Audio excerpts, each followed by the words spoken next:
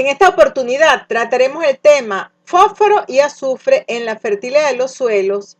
Por su extensión, este tema lo vamos a dividir en tres partes. Comenzaremos por el fósforo, que como ustedes saben es un nutriente esencial para las plantas, pero que además tiene características muy particulares que lo hacen más importante desde el punto de vista de su manejo. En esta lámina tenemos el temario de lo que vamos a cubrir con relación al elemento fósforo. Vamos a ver el ciclo del fósforo en los suelos, la disponibilidad de fósforo, formas y funciones del fósforo en las plantas, formas del fósforo en el suelo, las interacciones que tiene el fósforo con otros elementos.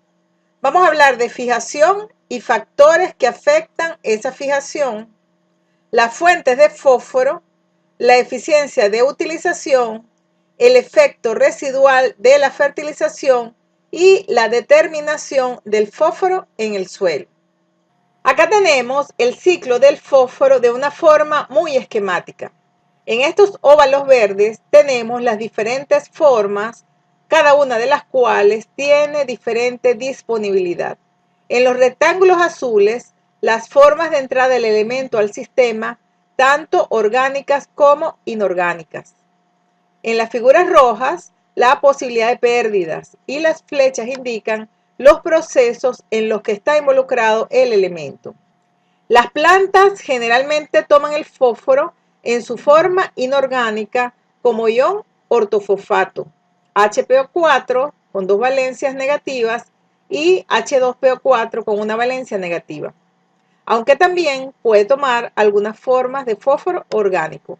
En la medida que las plantas absorben fósforo de la solución del suelo, este se hace cada vez más pequeño y cuando está en concentración muy baja, comienza a haber una liberación del fósforo absorbido a través de procesos de desorción y otros procesos como disolución que van a aportar fósforo a la solución del suelo. También hay fósforo que viene de formas orgánicas a través del proceso de mineralización. La acción conjunta de todos estos procesos va a tender a restablecer la concentración de fósforo inorgánico en la solución del suelo. De igual forma, la aplicación de fertilizantes aportan fósforo a la solución del suelo. Si hay demasiado aporte del elemento y la planta no lo absorbe, se va acumulando en la solución del suelo. Lo que va a ocurrir luego es que se producen los procesos contrarios. Desde la solución del suelo, el fósforo va a comenzar a ser absorbido, precipitado o inmovilizado, e incluso en algunos suelos muy permeables pudiera perderse por lixiviación. Es muy importante que se entienda muy bien esta dinámica. Una consideración muy importante que hay que tener es que debemos conocer cuáles son los factores que determinan la disponibilidad de fósforo para las plantas. El principal factor es la concentración de fósforo en la solución del suelo. Y en segundo lugar está la capacidad buffer del suelo para aportar fósforo. Esta capacidad buffer es lo que se denomina factor capacidad, que está relacionado con las características de los suelos de retener o liberar fósforo a la solución del suelo. Si el suelo tiene una alta capacidad buffer, significa que habrá una reposición rápida de fósforo a la solución del suelo, que tiene reservas de fósforo que pueden liberar y mantener la concentración de fósforo inorgánico en la solución. Estos dos factores, concentración de fósforo en la solución del suelo y capacidad buffer del suelo para aportar fósforo, son los dos factores más importantes, pero no son los únicos. También tenemos las raíces de las plantas que juegan un papel muy importante y que hay que destacar algunas de sus características. Por ejemplo, el tamaño del sistema radical, las limitaciones al crecimiento, ya sea por compactación, baja temperatura, presencia de aluminio y bajas concentraciones de calcio, estas dos últimas presentes en suelos ácidos. También la eficiencia en la toma del elemento entre especies y entre genotipos. Otro factor importante es la humedad que hay en el suelo. Sabemos que el fósforo es muy poco móvil y su absorción pudiera estar limitada si existe poca humedad en el suelo. Siguiendo con lo que planteamos como contenido para esta clase, vamos a ver ahora las formas de fósforo en la planta. La concentración en la planta es de aproximadamente 0,1 a 0,5% de materia seca. Las plantas toman el elemento en cualquiera de estas dos formas del ion ortofosfato, H2PO4 con una carga negativa o HPO4 con dos cargas negativas. La forma dominante depende del pH, tal y como se aprecia en este diagrama, donde se muestra cómo cambian las proporciones de las diferentes formas de fósforo en el suelo, dependiendo del pH del mismo. Lo que está en el marco rojo muestra estas dos formas. A pH alrededor de 5, la forma H2PO4 está en su valor máximo y en la medida que aumenta el pH va disminuyendo y de forma recíproca aumenta la forma HPO4.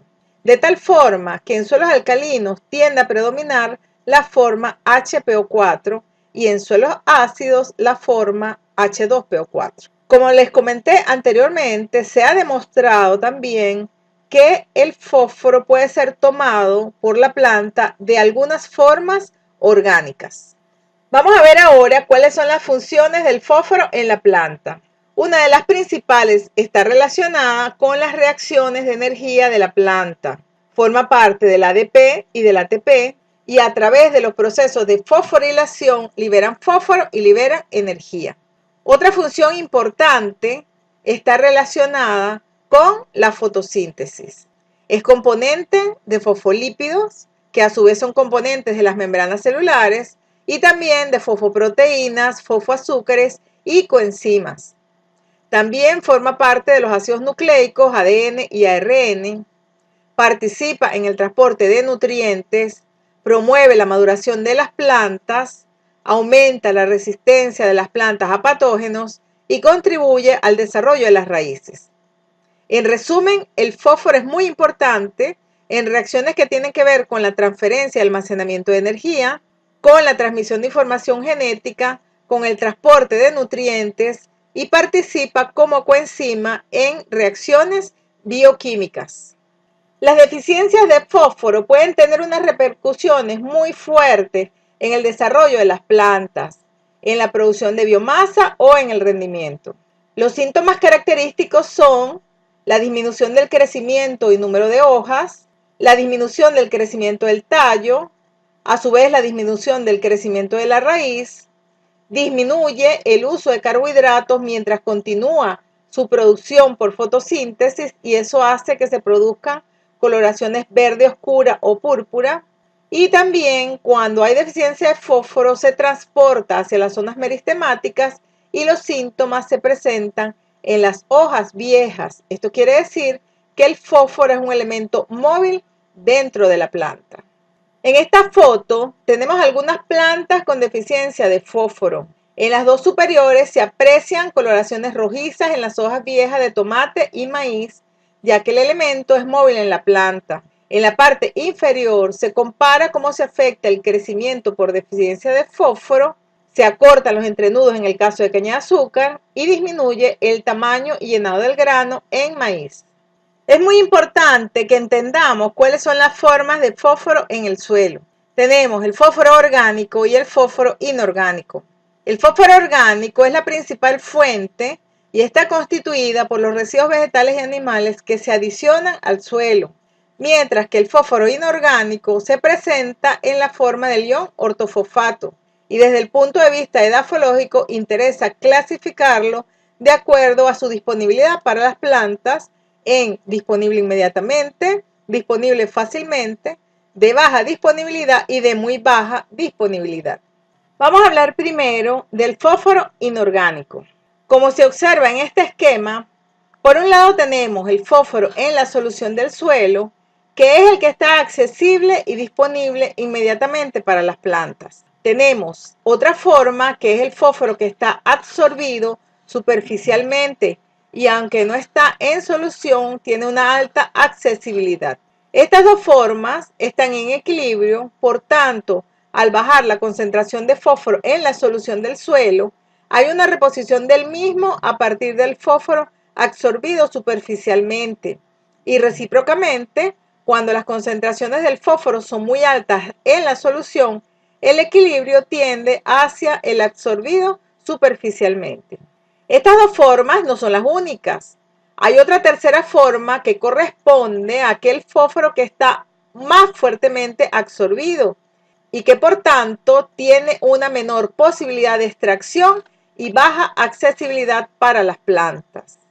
Este fósforo puede pasar a formas más disponibles, pero en mucha menos proporción, como se evidencia en la flecha más corta del diagrama.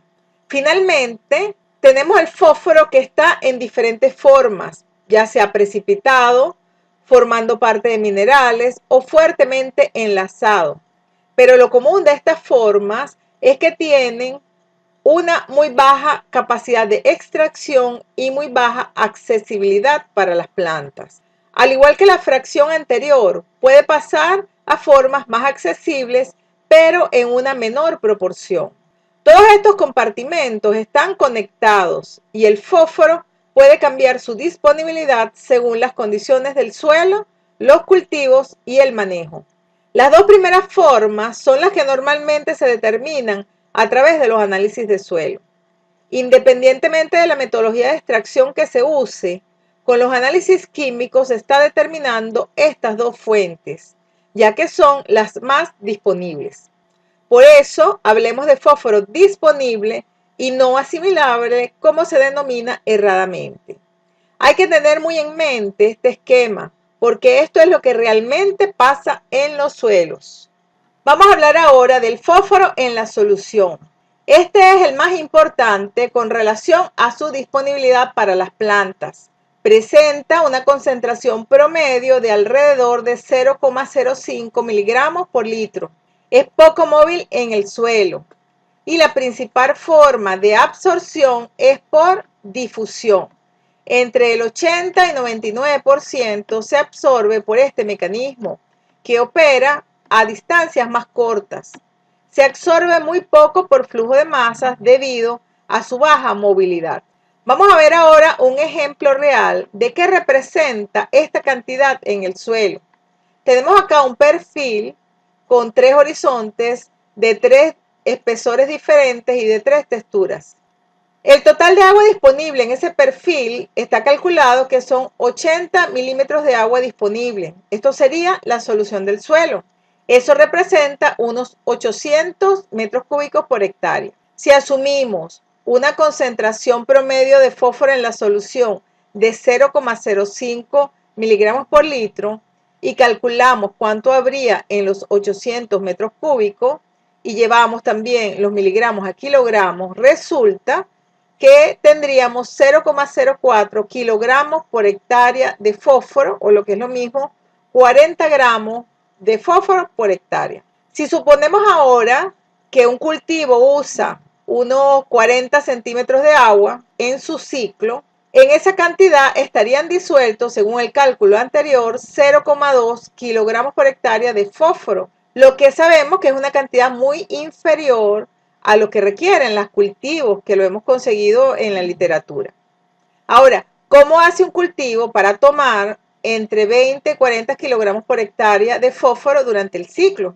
Allí hay que tener en cuenta dos puntos muy importantes. Lo primero es que las raíces pueden absorber fósforo en soluciones de muy bajas concentraciones. Y lo segundo es que el fósforo tomado es continuamente repuesto por la capacidad buffer del suelo. Es decir, que en la medida que se agota el fósforo de la solución del suelo, este es reabastecido de otros compartimentos de fósforo dentro del suelo. No todos los suelos tienen esa misma capacidad, de allí las diferencias en cuanto a su fertilidad, por lo que debemos dar un manejo diferente a cada suelo. En este cuadro tenemos valores de referencia para 5 cultivos y de cuál debería ser el contenido de fósforo en la solución para alcanzar 2 niveles de rendimiento. No todos los cultivos tienen las mismas necesidades ni las mismas capacidades debido a diferencias anatómicas en su sistema radical. Veamos, por ejemplo, el maíz requiere 0,008 miligramos por kilogramo para alcanzar un rendimiento de 75% y de 0,025 para un rendimiento de 95%. mientras que la soya tiene ese mismo requerimiento para alcanzar un rendimiento de 75%. Vamos a hablar ahora de la interacción de fósforo con otros nutrientes. Una interacción se da cuando el nivel de un nutriente influye en la respuesta del otro nutriente. Esas interacciones pueden ser de dos tipos. Cuando los dos nutrientes actuando en conjunto producen efectos positivos en el crecimiento de la planta en comparación con su actuación individual, entonces se dice que está ocurriendo una interacción positiva y ocurre un efecto sinergístico entre esos dos nutrientes. Cuando la actuación de los dos nutrientes producen efectos menores a la suma de ambos, entonces está ocurriendo una interacción negativa y ocurre un efecto antagónico. Cuando la actuación de los dos nutrientes produce los mismos efectos que la suma de ambos, entonces se dice que no hay interacción. El fósforo presenta interacción con otros nutrientes, tal y como se detalla a continuación. Con el nitrógeno. El fósforo y el nitrógeno están involucrados en funciones vitales para las plantas como la fotosíntesis, la formación de proteínas y la fijación simbiótica de nitrógeno. El beneficio principal de la aplicación en bandas de fertilizantes fosforados y nitrógeno amoniacal es el incremento de la absorción de fósforo por parte de las plantas debido a que la solubilidad del fósforo se incrementa. Además, fertilizantes con nitrógeno amoniacal aumentan la absorción de fósforo por la planta, mejorando así el crecimiento del cultivo y la eficiencia del fertilizante fosforado. También interactúa con el potasio. El fósforo y el potasio son elementos esenciales y actúan en la fotosíntesis, en reacciones de enzimas y energía, en la formación de semillas, maduración del cultivo y tolerancia al estrés hídrico. La investigación de campo ha demostrado muchos casos de la interacción fósforo-potasio. Los beneficios son económicos y agronómicos cuando se elimina la deficiencia de estos elementos como factores limitantes de la producción. En este cuadro se presenta la interacción fósforo-nitrógeno en la producción de nódulos en alfalfa. Como se aprecia en el cuadro, en la medida que aumenta la dosis de fósforo, aumentan los parámetros relacionados con la nodulación, como el peso seco y fresco de los nódulos y el contenido de nitrógeno. Continuando con este tema, vamos a hablar de la interacción con azufre. Investigaciones muestran el efecto positivo de la interacción fósforo-azufre en la producción de forraje y en el rendimiento de ovejas debido al incremento de rendimiento y contenido de proteínas en el pasto. Con relación al fósforo y al magnesio, estos son esenciales para la fotosíntesis y para la formación de semillas. La absorción de estos nutrientes tiende a declinar cuando los suelos están fríos y muy húmedos, por lo que se hace más importante su manejo en forma conjunta cuando se presentan estas condiciones. Con relación a los microelementos, la interacción del fósforo con estos nutrientes ha sido reportada en muchos cultivos. Los suelos con niveles altos de fósforo, ya sea de forma natural o a través de la fertilización, deben ser monitoreados por posibles interacciones del fósforo con los micronutrientes. La interacción más común reportada es la del fósforo con el zinc. La tendencia del fósforo es a disminuir la absorción de zinc por una acción fisiológica y no una inactivación en el suelo. Con un manejo adecuado, esta interacción negativa puede cambiar los efectos a positivos. Estudios de acumulación de nutrientes en maíz han encontrado que los patrones de absorción, translocación y acumulación de fósforo y zinc son muy similares. Como se mencionó anteriormente, los resultados de investigación indican que la tendencia del bloqueo del zinc por el elemento fósforo es de naturaleza fisiológica y no debido a interferencias en el suelo. En sistemas de alta productividad, las interacciones negativas entre micronutrientes se pueden desarrollar. En el cuadro se muestra cómo una interacción negativa puede convertirse en una positiva con una fertilización adecuada. Se han reportado interacciones del fósforo con boro, con cobre, con hierro, con manganeso y con molibdeno. Todas ellas van a depender de la naturaleza del elemento y de las características de los suelos.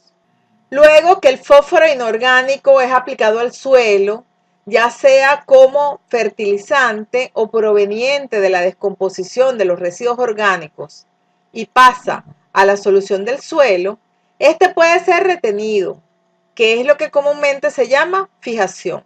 Esta retención es un proceso reversible y el fósforo puede pasar de un compartimento a otro, pero a diferente velocidad.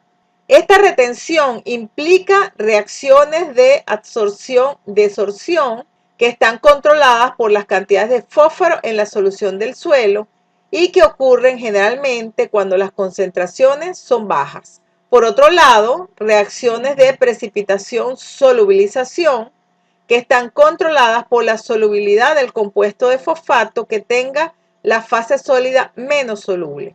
KPS significa constante de producto de solubilidad y cada compuesto tiene su KPS, que es el producto de la solubilidad de sus componentes en solución.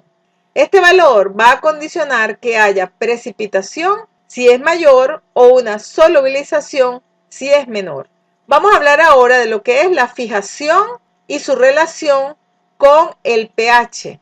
Desde el punto de vista práctico, lo importante es ver cómo cambia la disponibilidad de fósforo en el suelo dependiendo del pH.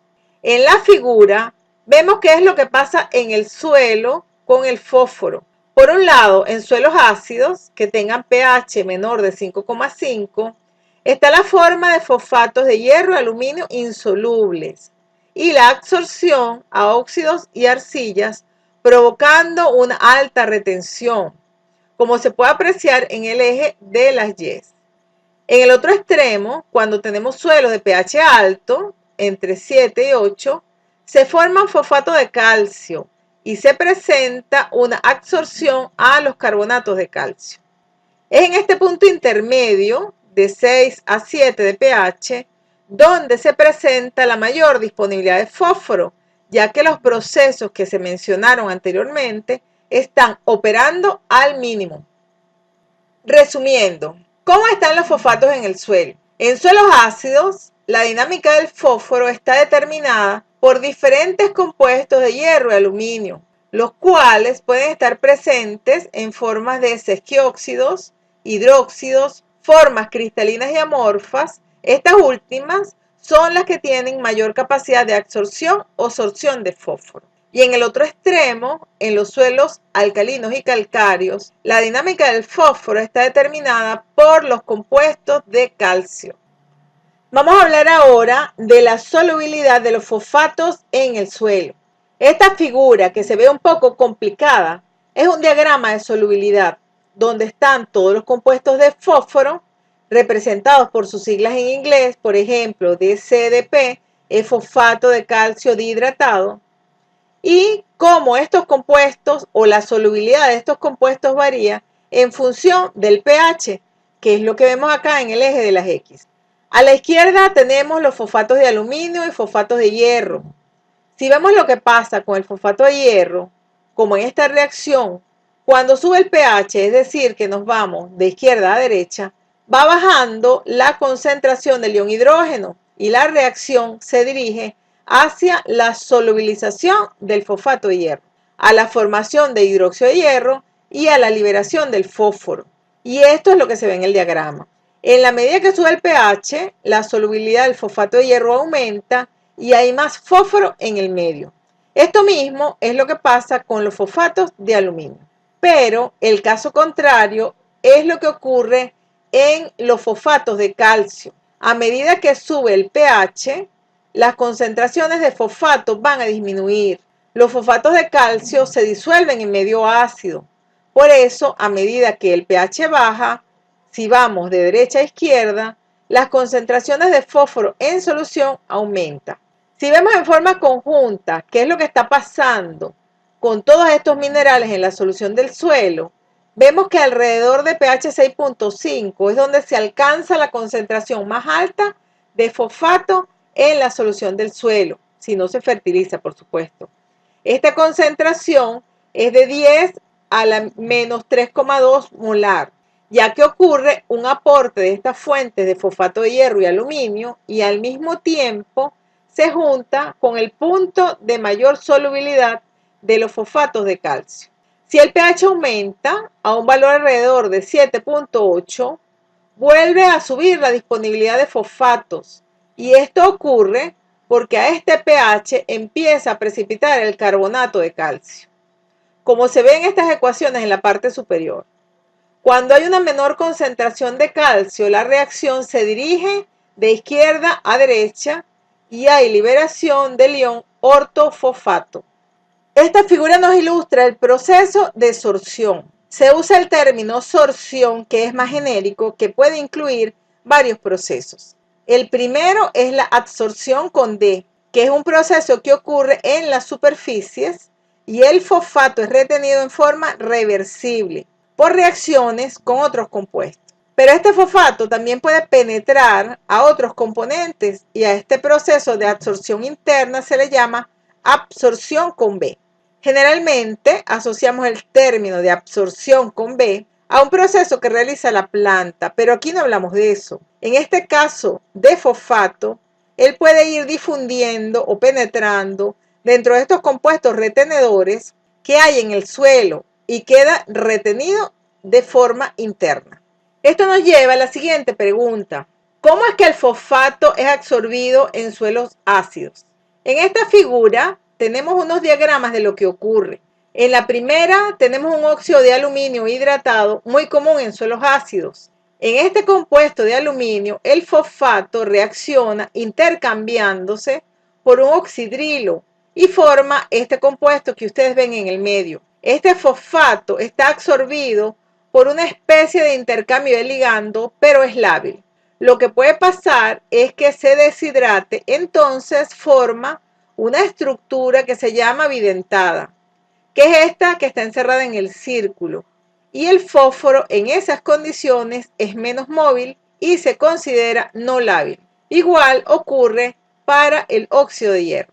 Reacciones similares ocurren en los bordes de las arcillas tipo caulinita, que es una arcilla del tipo 1 a 1, es decir, que su estructura está formada por una capa de octaedros y una capa de tetraedros, como se ve en esta figura. Esta arcilla se caracteriza porque en los bordes tienen grupos oxidrilos que pueden ser reemplazados por fosfatos y esta caulinita tiende a predominar en suelos ácidos. La absorción también ocurre en suelos calcáreos y en este caso el fosfato puede reemplazar al carbonato en las superficies del carbonato de calcio.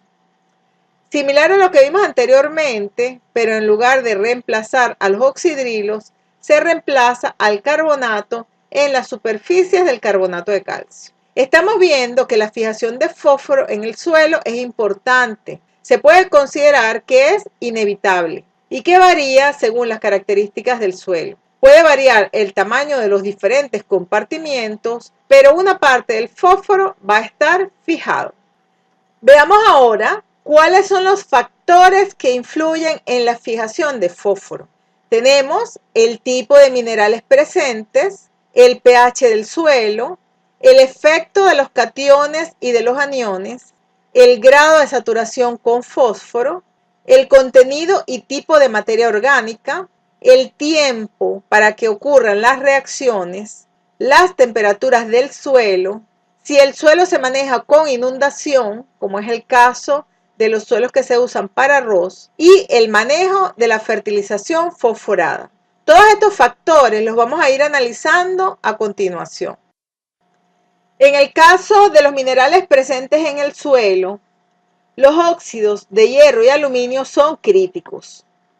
Los suelos ácidos fijan 2 veces más fósforo por unidad de área superficial activa y el fósforo absorbido está retenido con 5 veces más energía que en suelos neutros o calcáreos.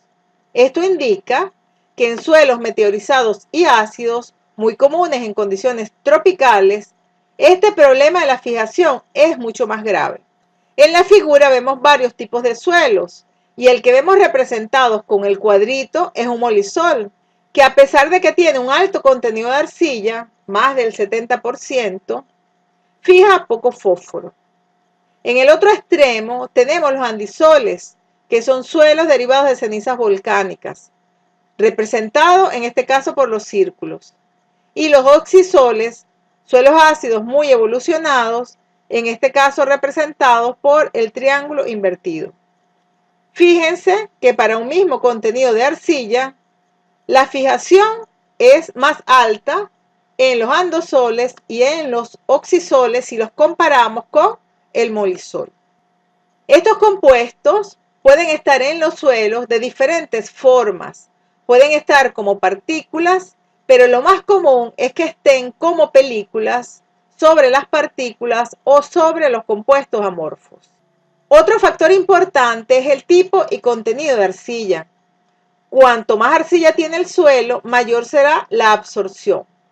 En la misma figura también se puede ilustrar esta situación. Dentro de un mismo tipo de suelo, por ejemplo los oxisoles, fíjense cómo aumenta la absorción de fósforo de 36 a 45 a 70% de arcilla. De igual forma, en los multisoles, en este caso identificados con el círculo vacío, la absorción de fósforo aumenta a medida que aumentan los contenidos de arcilla de 6 a 10 a 38.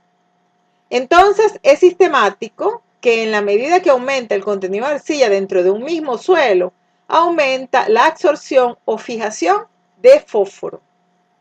El pH del suelo es otro factor muy importante. La absorción de fósforo por los óxidos de hierro y aluminio disminuye al subir el pH. Esto ya lo habíamos explicado a través de la disolución de estos compuestos de hierro y aluminio. En la figura se observa cómo el fósforo absorbido por los óxidos de hierro tipo goethita disminuye en la medida que aumenta el pH del suelo. Entonces, al subir el pH del suelo, ¿aumenta el fósforo? Pues sí, y esta es una de las respuestas que se producen con el encalado de los suelos, ya que aumenta la disponibilidad de fósforo. Pero hay que tener cuidado con el momento de la aplicación, porque si lo aplicamos conjuntamente con la fertilización fosforada, se pueden formar fosfatos de calcio insolubles. Por otro lado, es importante que estimemos muy bien la cantidad o dosis de cal a aplicar al suelo, ya que si incurrimos en el sobreencalado, se puede deprimir la disponibilidad de fósforo. En esta figura de la parte inferior se puede ver la distribución de las diferentes formas de fijación de fósforo según el pH del suelo. Otro factor a considerar es el efecto de los iones presentes, tanto cationes como aniones. La presencia de cationes divalentes favorece la absorción de fósforo, más aún en el caso de los iones trivalentes como el aluminio, que precipita el fósforo en la solución. Se ha conseguido experimentalmente que un centimol por kilogramo de aluminio puede precipitar hasta 100 miligramos por kilogramo de fósforo. Y esto es lo que se aprecia en la figura. ¿Y en qué suelos hay aluminio intercambiable? Pues en los suelos ácidos. Por otro lado, si tenemos aniones, la situación es opuesta. Los oxidrilos, silicatos, sulfatos o molibdatos, como tienen carga negativa, pueden competir por el fosfato en los sitios de absorción en el suelo. Si alguno de estos iones está en alta proporción, puede haber una menor absorción de fosfatos. Algo parecido pasa con los aniones orgánicos. Recuerden que la materia orgánica en los suelos tiene cargas negativas por los grupos que se disocian. Y esas cargas negativas pueden formar complejos estables con el hierro y el aluminio, lo que reduce la absorción de fósforo. Se ha demostrado que compuestos oxalatos y citratos compiten con el fosfato por los sitios donde se pueden absorber. En resumen, la presencia de cationes favorece la fijación y la de aniones la disminuye. Otro factor que influye es el grado de saturación con fósforo. Obviamente, la saturación de todos los sitios de absorción con fosfatos impide la absorción adicional. También la materia orgánica puede ocupar un papel importante al aumentar la disponibilidad de fósforo, es decir, disminuir su fijación, tal y como lo hemos mencionado anteriormente. Como se dijo al principio de la presentación, además de la absorción de las formas inorgánicas, las plantas también pueden absorber fósforo de algunas formas orgánicas, que son los llamados organofosfatos. Los compuestos de la materia orgánica también pueden reemplazar a los fosfatos absorbidos.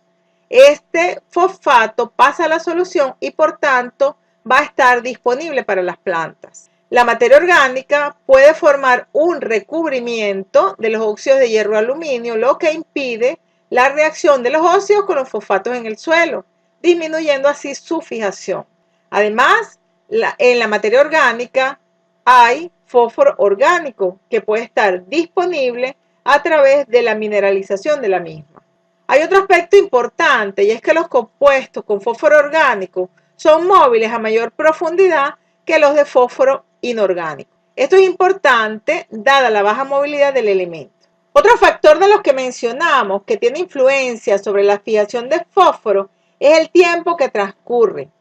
Esto es porque en el proceso de fijación se pueden distinguir dos fases. Una fase inicial rápida, donde ocurre un reemplazo de aniones en óxidos de hierro y aluminio. Posteriormente hay una fase lenta, donde se forman enlaces más de tipo covalente, hierro-fósforo o aluminio-fósforo, o puede ocurrir la precipitación de compuestos con fósforo de menor solubilidad. Por otro lado, tenemos el factor temperatura. De esto, lo que se sabe es que la absorción es mayor con las temperaturas altas, lo que quiere decir que es un problema más serio en suelos de zonas tropicales que en suelos de zonas templadas. En aquellos sistemas que se manejan bajo inundación, aumenta la disponibilidad de fósforo debido a que los compuestos de hierro 3 con fósforo son reducidos a hierro 2, que son más móviles, que se produce la disolución de fósforo ocluidos en formas más accesibles, que aumenta la mineralización de fósforo orgánico en suelos ácidos, que se solubilizan fosfatos de calcio en suelos calcáreos y también puede haber una mayor difusión del elemento. Finalmente, hay otro factor que mencionamos que influye en la fijación y es el manejo de la fertilización. Un aspecto importante es saber cuánto tiempo hay disponible para usar el fósforo en suelos de alta capacidad de fijación. Este tiempo entre la aplicación del fertilizante y su fijación es muy corto. Este es un factor crítico en el manejo del fósforo. El otro aspecto importante es la localización del fertilizante. Se sugiere que preferiblemente se coloque en forma localizada en bandas, tratando de que haya el menor contacto posible suelo-fertilizante. La otra forma importante del fósforo es el fósforo orgánico. Esta forma representa alrededor del 50% del fósforo total, aunque hay un rango bastante amplio, entre 15 y 80%. El fósforo en la materia orgánica está alrededor de 1 al 3%. Y la relación carbono, nitrógeno, fósforo, azufre, que es importante para el proceso de mineralización, tiene valores promedios de 140, 10, 1,3, 1,3. Hay muchos compuestos de fósforo orgánico. Los principales son el ácido fítico, que representa alrededor del 50% del fósforo orgánico total. Es esta estructura que vemos acá en la figura. Pero también están los fosfolípidos y los ácidos nucleicos. Estos últimos son menos importantes en el suelo porque son más fáciles de degradar. Así como vimos para el caso de la materia orgánica y el nitrógeno, ocurre lo mismo para el fósforo. Los compuestos que lo contienen están sujetos a procesos de mineralización e inmovilización. En esta reacción vemos representados los procesos de mineralización de izquierda a derecha y la inmovilización de derecha a izquierda. La enzima que juega un rol importante en este proceso es la fosfatasa. Su función es separar el fosfato del resto de la estructura orgánica, tal y como se ve en este esquema. Veamos ahora qué factores controlan el balance entre mineralización e inmovilización del fósforo en el suelo. En esta lámina tenemos dos factores. Uno es la relación carbono-fósforo del residuo o de la materia orgánica. En esta primera figura tenemos en el eje de las Y el fósforo inmovilizado y en el eje de las X la relación carbono-fósforo del residuo incorporado. Cuando la relación sube, es decir, hay más carbono con relación al fósforo, aumenta la inmovilización. Otro factor es el contenido de fósforo en el residuo. En la figura tenemos por un lado el fósforo mineralizado en el eje de las Y y el contenido total de fósforo en el residuo en el eje de las X. Como se ve, en la medida que aumenta el contenido de fósforo en el residuo, aumenta la mineralización. Ahora en números, como se presenta en los cuadros, cuando la relación carbono-fósforo es menor de 200, hay una mineralización neta del fósforo orgánico. Si está entre 200 y 300, no hay ganancias ni pérdidas. Y cuando es mayor de 300, hay una inmovilización neta del fósforo inorgánico. Esto es muy importante, ya que si están agregando residuos al suelo con estas características, puede ser que el fósforo inorgánico que se encuentre en el suelo o el aportado por la fertilización convencional no esté disponible para el cultivo. En este punto hay mucho que investigar, ya que las relaciones carbono-fósforo no están tan claras como las relaciones carbono-nitrógeno. Por otro lado, cuando el contenido de fósforo en el residuo es menos de 0,2%, se produce una inmovilización neta, y cuando es mayor de 0,3% de la materia seca, se produce una mineralización neta de fósforo orgánico. Como se mencionó anteriormente, existe la posibilidad de que una parte importante del fósforo inorgánico aplicado pueda ser inmovilizado. Estamos hablando del 25 al 100% del fósforo inorgánico añadido como fertilizante que puede ser inmovilizado por los microorganismos, dependiendo de la dinámica de descomposición de los residuos. Por otro lado, la fertilización continua con fósforo, y si existe suficiente cantidad de carbono y nitrógeno disponible, puede aumentar la mineralización del fósforo orgánico. Pero si se realiza una fertilización continua, pero con niveles de carbono y nitrógeno limitantes, entonces puede haber una acumulación de fósforo inorgánico. Este cuadro nos puede servir como guía. Tenemos datos de diferentes países, cultivos y suelos, y se ve que la cantidad de fósforo orgánico mineralizado en un ciclo de cultivo bajo estas condiciones son diferentes. En las zonas de clima templado, como Australia, Canadá y Estados Unidos, el porcentaje de fósforo orgánico mineralizado es relativamente bajo, menos de 10 kilogramos hectárea año. Pero cuando nos vamos a países de clima tropical, como Honduras, Nigeria y Ghana, independientemente del tipo de cultivo, la cantidad de fósforo mineralizada es mucho más alta, pudiendo llegar de 30, 90 y hasta 300 kilogramos por hectárea año. Esto está relacionado con la temperatura, que tiene un efecto importante sobre los procesos biológicos, especialmente el de mineralización de la materia orgánica.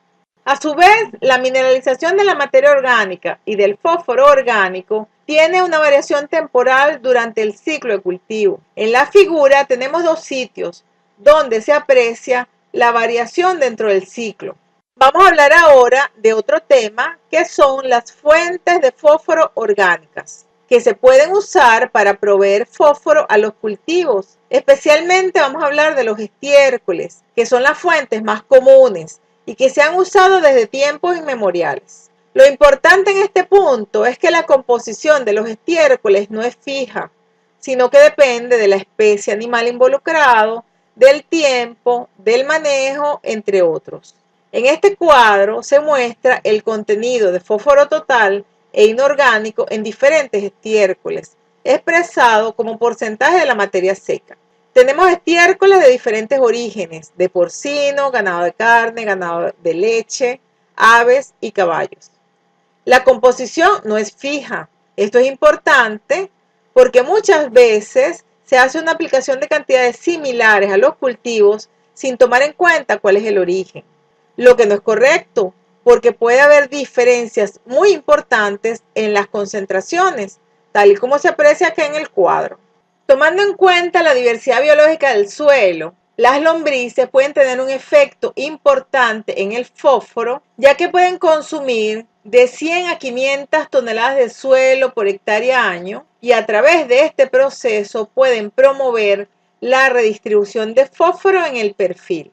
También crean túneles que mejoran la aireación dentro del suelo. Otro aspecto importante es que el número y actividad de las lombrices puede verse afectado por el tipo de labranza que se practique para el cultivo. La labranza convencional tiende a disminuir el número de lombrices, mientras que la labranza reducida o labranza de conservación tiende a aumentarlas. También la presencia de residuos aumenta el número de lombrices, ya que constituyen un alimento para ellas, por lo que también es importante la aplicación de estiércoles animales que son fácilmente procesados por las lombrices. Se ha determinado además que el estiércol de las lombrices contiene de 5 a 10 veces más contenido de fósforo disponible, y esto está asociado a una mayor actividad microbiana y enzimática.